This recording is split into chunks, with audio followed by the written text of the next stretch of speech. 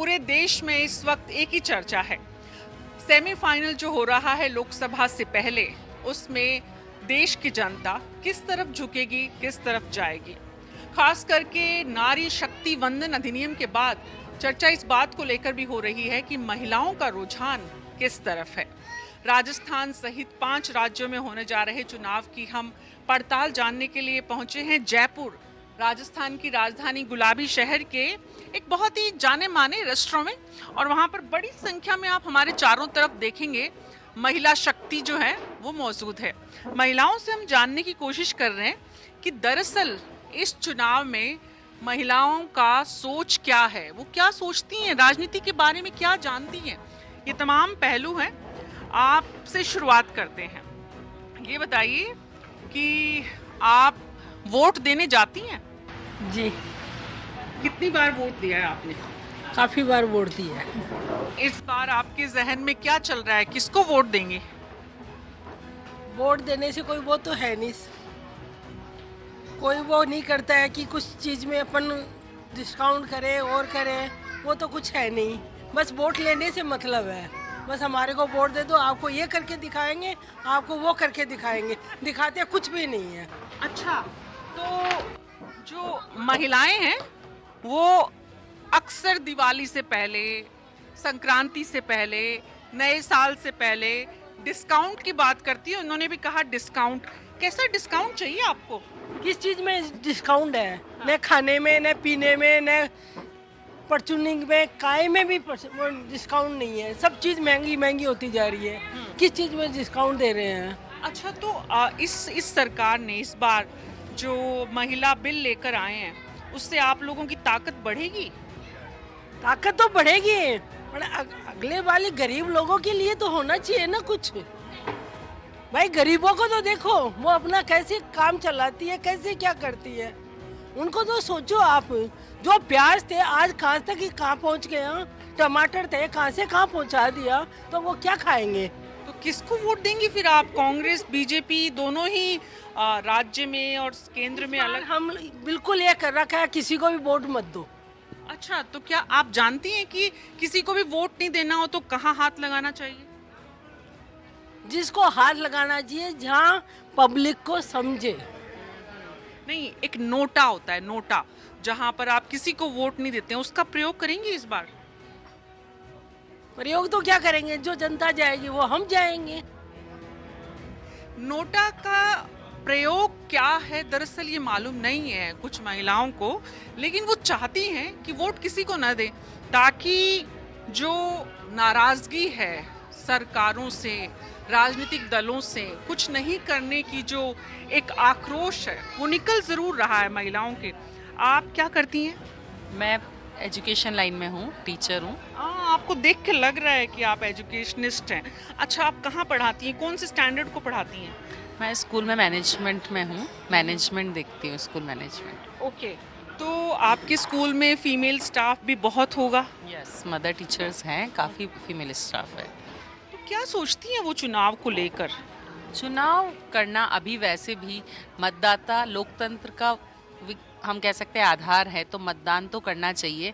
But मतदान जो भी करे, जहाँ पे आपको मतलब कोई आकर्षण नहीं देख करके आप वहाँ मतदान करें जहाँ पे आपको लगता है कि देश प्रगति करेगा, देश उन्नति करेगा, जो देश को विकास पे ले जा सके, उसी को मतदान दिया जाए। तो देश को प्रगति पर, प्रदेश को प्रगति पर, क्योंकि चुनाव तो प्रदेश में है, अब यहाँ पर कौन सी सरकार बननी चाहिए जो आप लोगों की, महिलाओं की बात को सुनती है? यहाँ पर सरकार के लिए सभी का अपना अपना वो है कि हम मतलब आंकलन करने के लिए उनको अपना अपना क्षेत्र है कि हम किस हिसाब से उनको चुनाव करें।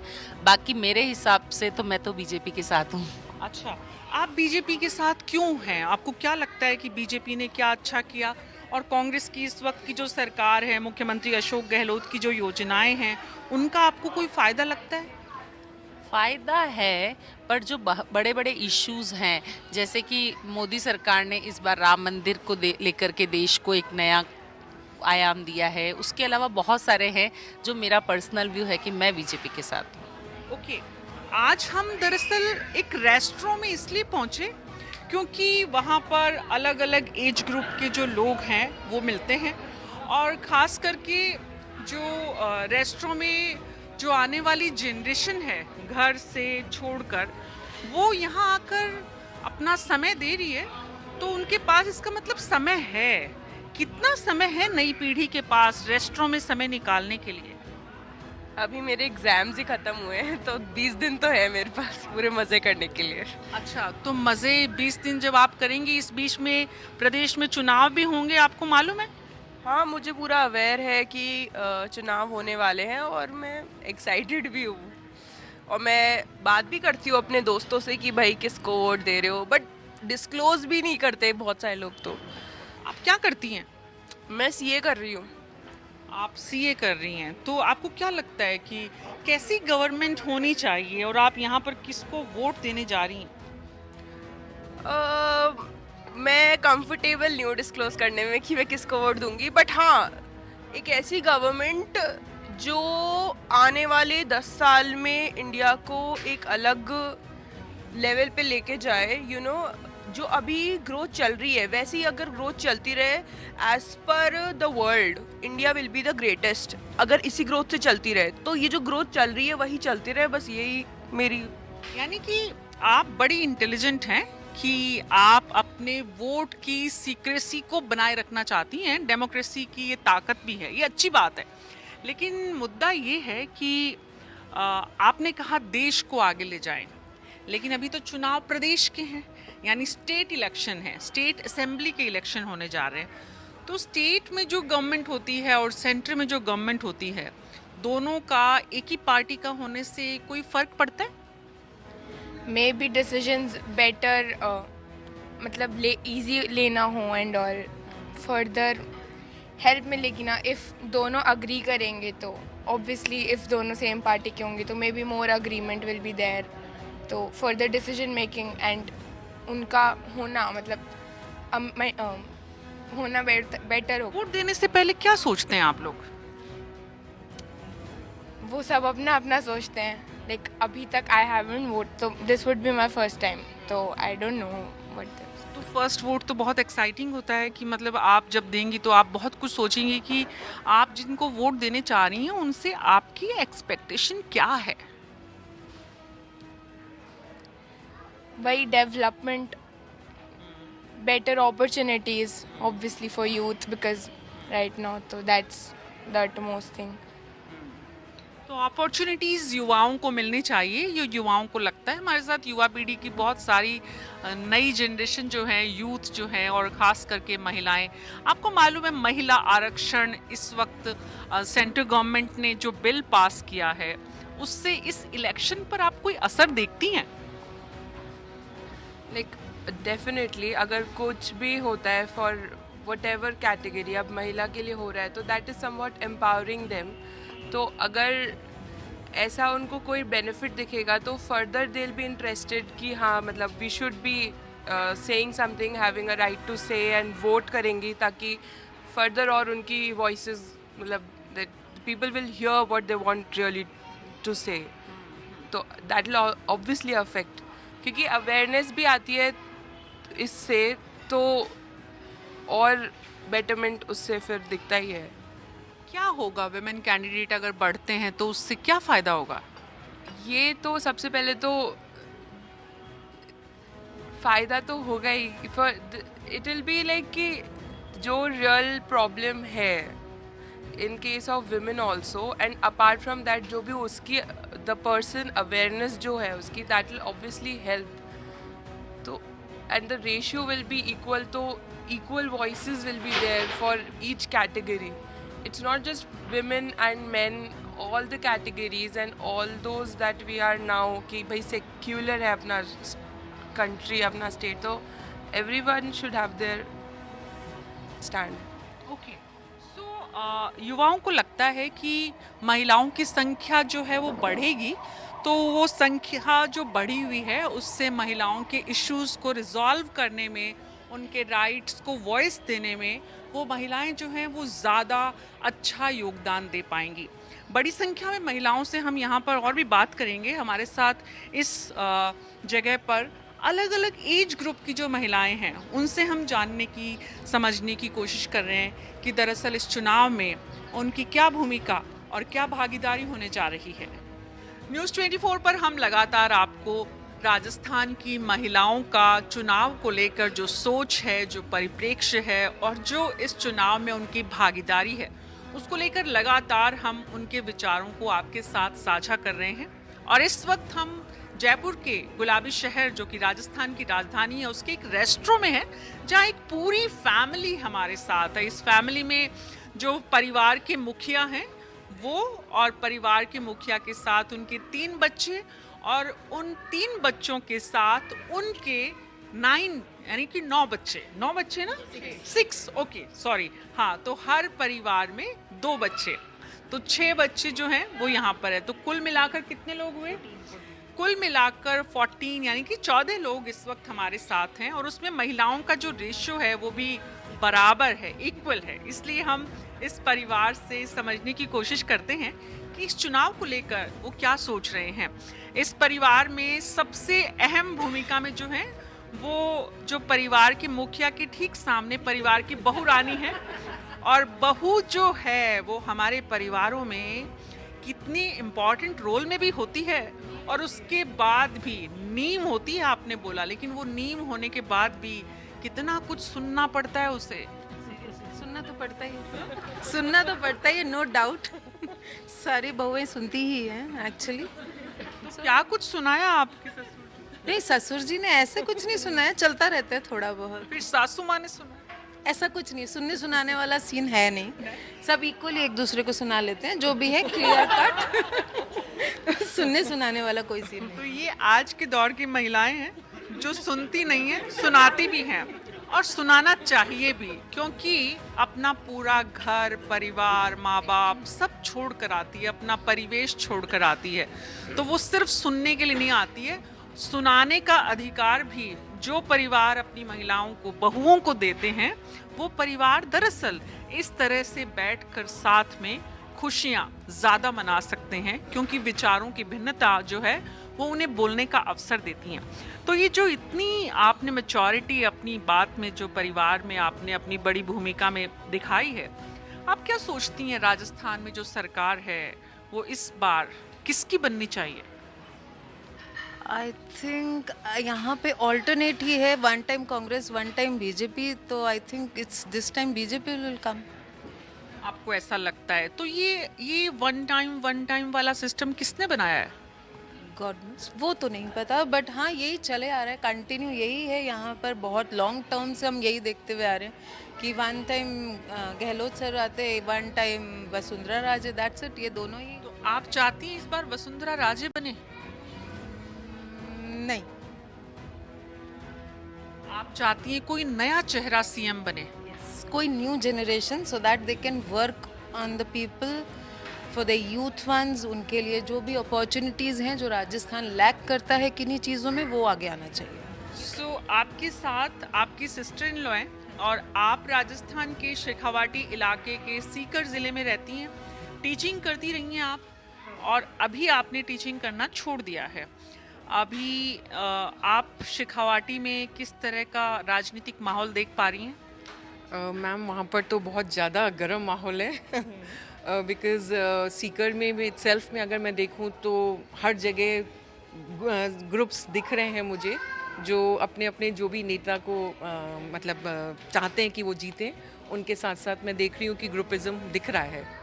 तो बहुत मतलब शेखावाटी में तो पूरा मामला गर्म है। तो इस गर्म मामले में जो राजस्थान के कांग्रेस के जो प्रदेश अध्यक्ष हैं, उनकी क्या स्थिति देख रही हैं आप?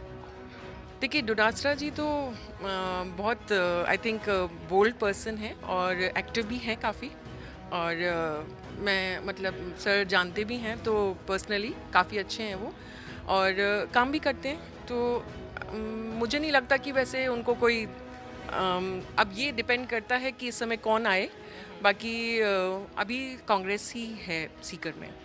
सीकर में कांग्रेस का पलड़ा भारी है, सिर्फ एक विधानसभा क्षेत्र या फिर पूरे इलाके में? इतना तो मुझे नहीं पता, लेकिन सीकर में ज़रूर से मुझे। आप दोनों मेरे से बात कर रही हैं पर अपने पतियों को देख रही हैं, हैं? लगातार खाली दोनों महिलाएं पतियों को देख रही हैं, तो मतलब ज्यादा रहते हैं ना, हम लोगों को इतना आइडिया नहीं है, तो they people are more active. जब आप वोट देने जाती हैं तब भी उन्हीं की तरफ देखती हैं किसको वोट देना है। तब हम अपना ही सोच के जाते हैं। But actually this year I think Congress has done well. I am from basically from Kota, Rajasthan. वहाँ पे कांग्रेस ने जो वर्क किया है उसको बोलते हैं स्मार्ट सिटी, बहुत अच्छे से उन्होंने बनाया है, तो it's an appreciable job which they have done, so definitely will go for that. Congress ने अच्छा काम किया है, लेकिन हर 5 साल में बदलने का रिवाज है। मुख्यमंत्री अशोक गहलोत भी नहीं बनने चाहिए, वसुंधरा राजे भी नहीं बननी चाहिए, कोई नया चेहरा आना चाहिए। वोट हम खुद के सोच से देते हैं, लेकिन हर बार पति की तरफ देखते हैं कि क्या बोलना है क्या नहीं बोलना है। ये जो हर बार, आप तो शादीशुदा नहीं है अभी, तो आप कोई भी जवाब देने से पहले पापा दादा नाना की तरफ देखेंगी? नहीं। तो आप क्या सोचती हैं चुनावों को लेकर? आप कुछ सोचती हैं कभी? वैसे मेरी फील्ड अलग है, बट मेरा इसमें कोई इंटरेस्ट भी नहीं है, बट आई फील कि जो भी बेस्ट हो राजस्थान के लिए वही गवर्नमेंट आए। बाकी तो मेरी फील्ड ही डिफरेंट है, तो मेरा इंटरेस्ट कम है इसमें। आप MBBS कर रही हैं, आपने अभी बताया था मुझे। आपकी फील्ड से मतलब आप गवर्नमेंट डॉक्टर बनेंगी तो आपकी पोस्टिंग गवर्नमेंट करेगी। अगर आप प्राइवेट डॉक्टर बनेंगी तो आपके लिए गाइडलाइन गवर्नमेंट बनाएंगी, लेकिन गवर्नमेंट चुनने में आपका इंटरेस्ट नहीं है। ऑब्वियसली मैं मेरी मेडिकल फील्ड में ज़्यादा इंटरेस्टेड हूँ कि मैं मेरी स्टडीज़ के अंदर मेरी जो भी कॉलेज के एक्टिविटीज़ वगैरह रहती है, तो इसलिए मेरा पॉलिटिक्स में इंटरेस्ट नहीं होता है।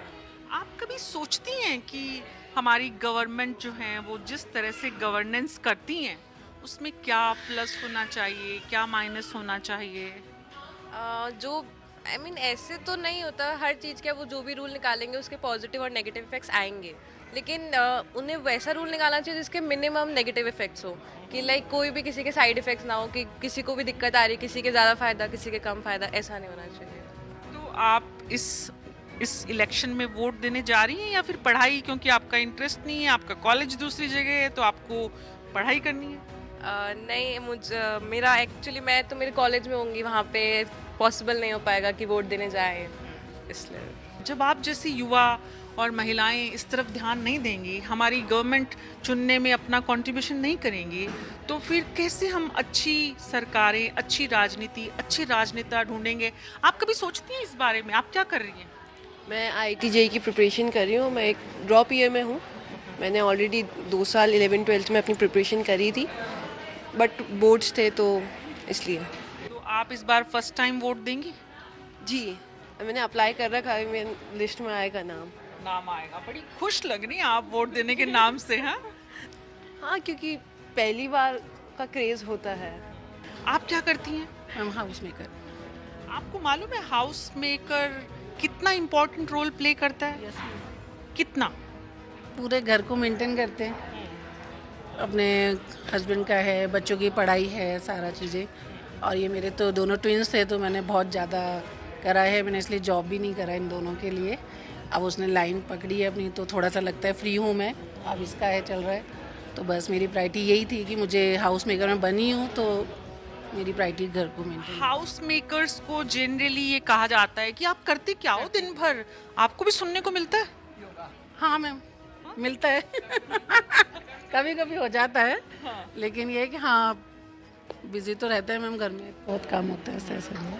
तो जो लोग ये कहते हैं कि करते क्या हो घर में रह के, वो लोग आपको ये भी सिखाते होंगे वोट किसको देना है, कौन हमारे लिए अच्छा है, कौन हमारे लिए खराब है? मैम एक्चुअली में क्या है कि हम लोग हमेशा बाहर रहे हैं शुरू से, तो मेरा कम ही होता है कि मैं नहीं दे पाती हूँ।